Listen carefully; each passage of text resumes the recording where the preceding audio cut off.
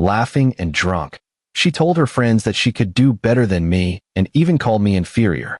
She didn't know that I was listening from the other room. I quietly picked up the Christmas gift I had planned to give her and left without saying a word. The next day, one of her friends messaged me and said, "What have you done?" She has been crying ever since. I'm 28, a software developer, and I thought I had finally found someone who understood me. Her name was Lila, and we'd been together for 2 years. 2 years of what I believed was mutual respect, shared dreams, and genuine connection. I met Lila at a tech conference in Austin. She was working in marketing for a startup, ambitious and magnetic in a way that drew people to her. I'm quieter, more analytical, the kind of person who prefers solving problems to being the center of attention. She used to say that's what she loved about me, that I was steady and real in a world full of posturing. Our relationship wasn't perfect. Over the past 6 months, I'd noticed small shifts. She'd started making offhand comments about my career trajectory, how some of her friends' partners were moving into management or starting their own companies. I was content where I was, good salary, interesting work, solid team. But Lila seemed to be measuring me against some invisible standard I hadn't agreed to. Still, I loved her. I'd spent weeks searching for the perfect Christmas gift, a vintage camera she'd mentioned once, casually, while we were browsing an antique shop. She'd picked it up, ran her fingers over the lens, and said it reminded her of her grandfather. I found the exact model online, paid more than I probably should have, and had it restored by a specialist. The night before Christmas Eve, Lila hosted a small gathering at our apartment. Just 4 of her friends from work, Paige, Kendall, Britt, and Simone. I'd ordered food, set up drinks, made sure everything was ready. Around 10, I excused myself to finish some work in the bedroom. A client had a critical bug that needed addressing before the holiday shutdown.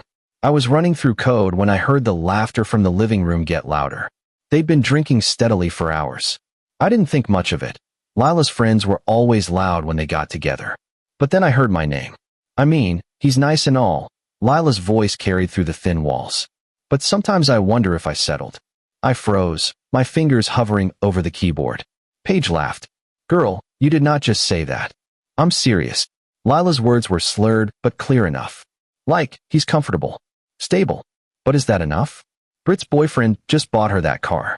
Kendall's fiancé is opening his own firm. What's Jacob doing? The same thing he was doing when we met. My stomach dropped. Simone's voice was cautious. "Lila, you're drunk." "Maybe." "No, I'm honest when I'm drunk," Lila interrupted. "I could do better. I know I could. He's inferior." God, that sounds awful, but it's true. He doesn't push himself. Doesn't want more. Just sits there in his little developer bubble, perfectly happy being mediocre. The room went quiet for a moment. Then Kendall spoke up. "That's pretty harsh." "It's honest," Lila said. "You guys know what I mean. You've thought it too." I sat there, staring at my laptop screen without seeing it. My hands were shaking. 2 years. 2 years of planning a future with someone who thought I was inferior, who measured me against her friends' partners and found me lacking, who used the word settled. I saved my work, closed the laptop, and stood up. My movements felt mechanical, disconnected. I walked to the closet where I'd hidden the wrapped camera on the top shelf. The silver paper caught the light, the red ribbon I'd tied carefully that morning. I picked it up and held it for a moment. Then I grabbed my coat, my keys, and my wallet. The living room was a blur of faces as I walked through. Lila looked up, mid-laugh, her cheeks flushed. "Jacob, where are you going?" I didn't answer. Didn't look at her. Just kept walking to the door. "Jake, it's almost midnight. What's wrong?" I opened the door and stepped into the cold December air. Behind me, I heard Paige say something, heard chairs scraping. But I was already down the stairs, getting into my car, setting the wrapped gift on the passenger seat. I drove to my brother's place across town. Caleb opened the door in his pajamas, took one look at my face, and stepped aside without a word. I slept on his couch that night with the camera still wrapped beside me. The next morning, I woke up to 17 missed calls and 32 texts from Lila. I ignored them all. Around noon, my phone buzzed with a message from Kendall. "Jacob, I don't know what happened, but Lila's been crying since you left. She won't tell us what's wrong. She just keeps saying she ruined everything." "What did you do?" I stared at that message for a long time. What did I do? I read it again, feeling something cold settle in my chest. I typed back. "I didn't do anything. I just left. Kendall responded immediately. She's devastated. She thinks you're breaking up with her. Are you? I didn't answer.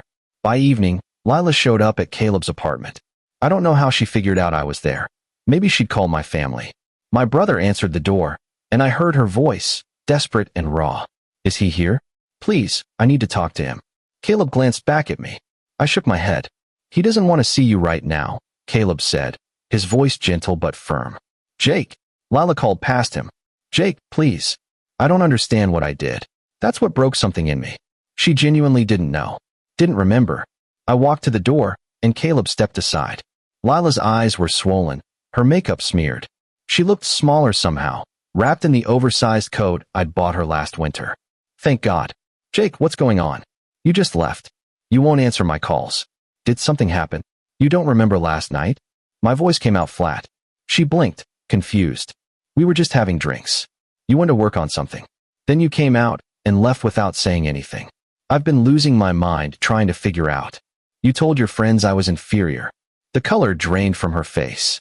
You said you settled for me, that you could do better, that I was mediocre, and you wondered if being comfortable was enough. I kept my voice level, watching her expression crumble. You said all of this while I was in the next room, Lila. Her hand went to her mouth. Oh my God, I heard every word. Jake, I was drunk. I didn't mean. That's the thing about being drunk, I interrupted. It doesn't make you a different person. It just removes the filter.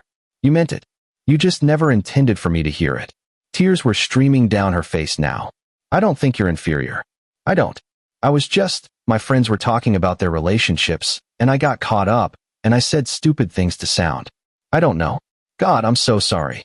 Sorry you said it. Or sorry I heard it. She flinched like I'd slapped her. Both. Neither. I don't know. Jake, please. Don't do this. We can talk about it. I'll do anything. I felt tired suddenly, bone-deep tired. You compared me to your friends' boyfriends like I was a car you weren't sure you wanted to trade in. You used the word settled. Do you understand what that means? For 2 years, I thought we were building something together. But you've been keeping score, measuring me against people I don't even know. I wasn't. I promise I wasn't. It was just drunken bullshit, the kind of thing people say when they're trying to fit in with a conversation. Her voice was desperate. You know me.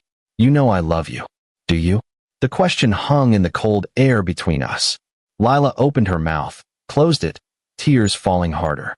I need you to leave, I said quietly. I need time to think. How much time? I don't know. She stood there for a moment longer, then nodded and turned away.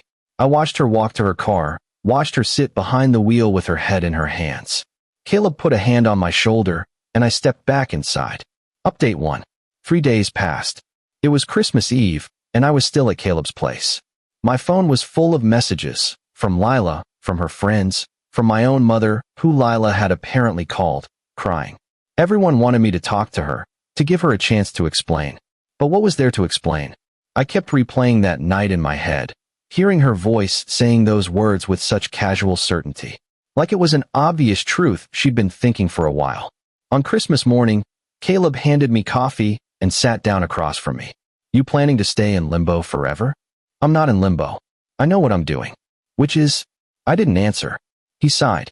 Look, I'm not going to tell you to forgive her. What she said was shitty. But you've been together 2 years, Jake. Don't you owe it to yourself to at least have a real conversation about it? I tried. She made excuses. She panicked. You ambushed her with it at my door. He held up a hand before I could argue. I'm not saying you were wrong to do that. But maybe she needs time to process too. To really think about what she said and why she said it. I stared into my coffee. The wrapped camera was still sitting on Caleb's bookshelf, untouched. That afternoon, I finally texted Lila. We need to talk. Really talk. Not apologies or excuses. I need to understand what you actually think of me and this relationship. She responded in seconds. Yes. Anything. When? Tonight. 7. The coffee shop on Brennan Street. I arrived early and sat in the back corner. Lila walked in at exactly 7, looking like she hadn't slept in days. She sat down across from me, hands folded on the table, waiting. Tell me the truth, I said. Not what you think I want to hear. The actual truth. Do you think I'm inferior? She took a shaky breath. No, I don't. But I understand why you'd think I do after what I said. Then why did you say it? Because. She paused, struggling. Because my friends were talking about these big flashy things their partners do. Proposals at expensive restaurants, surprise trips to Europe, these grand gestures. And I got insecure. I started thinking about how we're not like that. You're not like that. And instead of recognizing that as a difference, I framed it as a deficit. So you do think less of me? No. I think I was measuring our relationship against a standard that doesn't matter to me when I'm sober. She met my eyes. Jake, I don't want grand gestures. I don't want someone who's constantly chasing the next promotion or starting a company. That's not my life. But when I'm around my friends, I feel this pressure to have that life. To want that life. And I said things that betrayed everything I actually value. Which is what? You. The way you actually listen when I talk. The way you remember small things. The way you're content without needing constant validation or status. I called it mediocrity, but it's not. It's maturity. It's knowing what actually matters. I wanted to believe her. Part of me did. But another part couldn't unhear her calling me inferior. Couldn't unknow that she'd said it with such ease. I bought you something for Christmas, I said. I spent weeks finding it. It was supposed to be special. Her eyes filled with tears again. Jake. But here's the thing. I picked that gift because I pay attention. Because I remember that random afternoon when you picked up a camera and smiled. Because I care about making you happy in ways that aren't about money or status. And none of that mattered when you were talking to your friends. I was just the guy who wasn't as impressive as everyone else's boyfriend. I know, she whispered. I know I hurt you. I know I said unforgivable things. Are they unforgivable? She looked at me, really looked at me. I don't know. That's up to you. But I need you to know that I heard what you said at Caleb's door. About drunk words being honest. And I've spent 3 days thinking about whether that's true.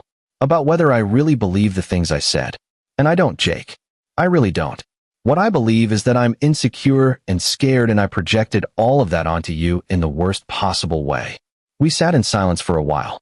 The coffee shop bustled around us, families and couples enjoying the holiday. Finally, I spoke. I can't just move past this. Even if I believe you're sorry. Even if I believe you don't think those things when you're sober. You said them. And I'll always know you're capable of thinking them, even for a moment. So what are you saying? I'm saying I need space. Real space. Not a few days. Maybe weeks. Maybe longer. I need to figure out if I can trust you again. If I can trust that when things get hard or you're feeling insecure, you won't tear me down to make yourself feel better. Lila nodded slowly, tears streaming down her face. Okay. However long you need. I stood up. I hope you figure out what you actually want. Not what your friends have. What you want. I want you, she said quietly. Then prove it. Not to me. To yourself. I left her there and drove back to Caleb's. The wrapped camera sat on the passenger seat. When I got inside, I unwrapped it carefully and held the restored vintage camera in my hands. It was beautiful, exactly what she'd wanted. I took a photo of it and posted it for sale online. It sold within 2 hours. Update 2. 2 weeks into January, I moved back into our apartment. Lila had been staying with Paige. We'd agreed she'd move out by the end of the month, that we'd split things fairly and go our separate ways. The apartment felt different, emptier, even though most of her things were still there. I was packing up the kitchen when my phone rang.